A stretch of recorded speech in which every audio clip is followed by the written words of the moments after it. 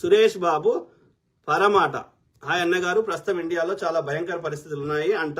ఎందుకన్నా రాజమండ్రిలో చిట్టి పికిల్స్ అమ్ముకునే ఒక యూట్యూబర్ వాళ్ళ ఫాదర్ ఆల్రెడీ పాస్వే చనిపోయే ముందు క్రైస్తవ్యం తీసుకున్నందుకు వాళ్ళని చేస్తున్నారు. ప్రతి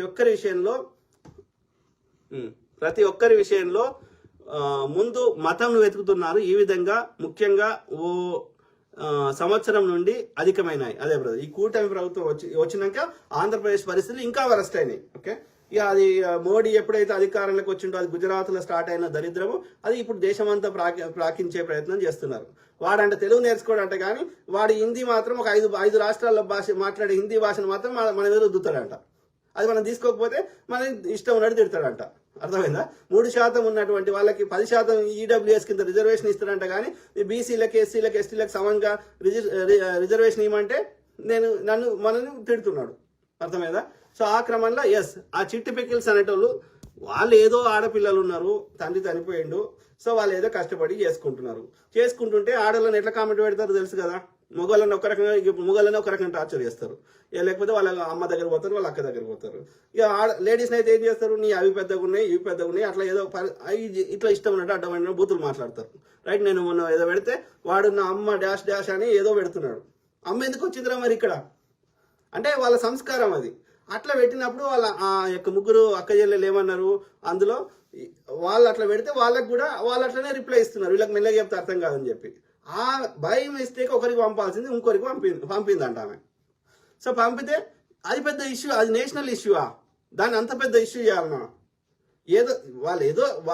వాడెవడో వాట్సాప్లో వాడు పెడితే అది ఆమె నిజంగానే వానికే తిట్టింది అనుకో, అది నేషనల్ ఇష్యూవా? ఉదగాలేస్తే ఆ ముగ్గురు అక్కయ్యలని పట్టుకొని ఎట్లా పడితే అట్లా మాట్లాడతా అంటే ఇక ఒక్క మహిళ కూడా ఏదైనా చిరు వ్యాపారస్తులు చేసుకొని బతుకొద్దా వాళ్ళ కాలం మీద? వాళ్ళు తండ్రి చనిపోయాడు, ఏం చేయమంటావు? ఏదో ఒక వ్యాపారం ఏదో ఒక జాబ్ అని చేయాలి, వ్యాపారం అని చేయాలి కదా. వాళ్ళు చెప్తారు కదా, మా దానిలో మా డాడీ ఒక్కరికి ఆ యొక్క కొంత కొన్ని ప్రార్థనలు చేయడం వల్ల ఆయనకు ఆరోగ్యం మంచిగా అయినప్పుడు ఆయనకు ఆ నమ్మకం ఉంది, ఆయన నమ్మకం తగ్గట్టుగా మేము ఆయనకు అట్లా ఏమంటారు ఆ పద్ధతిలో మేము ఇది చేసినామని చెప్పి దహన సంస్కారం లాస్ట్ రైట్స్ చేసినామని చెప్పి. కానీ మా లోపల మిగతా వాళ్ళు అట్లా లేరని చెప్పారు. అయినా వాళ్ళని ఎందుకు టార్గెట్ చేస్తారు? ఎందుకంటే అమ్మాయికి ఇన్స్టాగ్రామ్లో వాళ్ళకి మంచి కొంచెం పాపులారిటీ ఉంది కాబట్టి ఆ పాపులారిటీ ద్వారా వీళ్ళ యూట్యూబ్ ఛానల్లో 4 వ్యూస్ పెంచుకోవడానికి ఇక వాళ్ళని టార్గెట్ చేస్తున్నారు. అది కరెక్ట్ కాదు.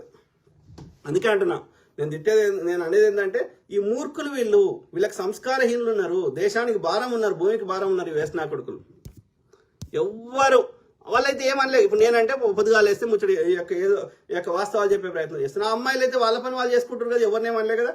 ఎవడో వాట్సాప్లో వాళ్ళ వ్యాపారానికి సంబంధించి ఏదో అంటే వానికి రిప్లై ఇస్తే మీకేం నొప్పి అవుతుందిరా? అంతకుముందు కంటిన్యూస్గా పికిల్స్ కొనుక్కున్న వాళ్ళు అందరూ వచ్చి ఇలా నా పికిల్ బాగాలేదు అని అందరూ వచ్చేసి యూట్యూబ్లో చేస్తున్నారు ఆడవాళ్ళు కూడా. మరి బాగాలేనప్పుడు ఎందుకు కొనుక్కున్నావమ్మా? కొనుక్కున్నప్పుడు నొప్పి కాలే, తిన్నప్పుడు నొప్పి కాలే, 6 నెలలకి ఏడాది దాకా నొప్పి కాలే. ఇప్పుడు సడన్గా ఎవడో ఏదో పిచ్చి వీడియో పెడితే నాకు నీది ఇది బాగాలేదు అది బాగాలేకపోతే వాడు మళ్ళీ కొంటాడు ఎవడన్నా అని డబ్బులు వారవసుకుంటారా? ఇన్నేళ్ళు కొనుక్కొని ఇన్నేళ్ళు తిని కమ్మగుందని ఎంజాయ్ చేసి ఇప్పుడు లాస్ట్కి వచ్చేసి ఒక 3 నెలలు 6 నెలల తర్వాత వచ్చి నాకు బాగాలేదంటే ఎవడు నమ్ముతాడు? ఏదైనా ఇన్సిడెంట్ ఈవెన్ అదేంది యొక్క హీరోయిన్లని మీ టూ అని వస్తారు. నువ్వు వాడికి నీ ఇష్టంతో అంగీకరించి వాడికి ఓకే చెప్పి నువ్వు సుఖం అనుభవించి వాడు సుఖం అనుభవించి నీ ఆఫర్ తీసుకొని నీకు యాక్టింగ్లో అన్ని యొక్క ఆఫర్ తీసుకొని అన్ని ఎంజాయ్ చేసి మళ్ళీ 3 ఏళ్ళకు 5 ఏళ్ళకు వచ్చి మీ టూ అంటారు. నీకు నచ్చకపోతే అప్పుడే చెప్పనుంటివి. ఆ చెప్పినాక కూడా వాడు వచ్చి రేపు చేస్తే పోలీస్ కేసు పెట్టనుంటివి. నీకు నచ్చకపోతే ఆమె పికిలు ఆ రోజే కొనుక్కోకపోనుంటివి. ఆమె పైసలు ఎందుకు వారవసుకుంటావు? ఆమె మీ ఇంటికి వచ్చి కొనుక్కోకపోతే ఎట్లా అని మీ మీద ఉద్యమం చేసిందా, ధర్నా చేసిందా? ఆమె అమ్ముతుంది, నీకు నచ్చకపోతే కొనుక్కోకపోనుంటివి. కొంచెం కొనుక్కొని టేస్ట్ చేయనుంటే నచ్చకపోతే మళ్ళీ నెక్స్ట్ టైం కొనుక్కోము. అంతేగాని నువ్వు కొనుక్కుంటావు, ఎంజాయ్ చేస్తావు, మళ్ళీ తిడతావా?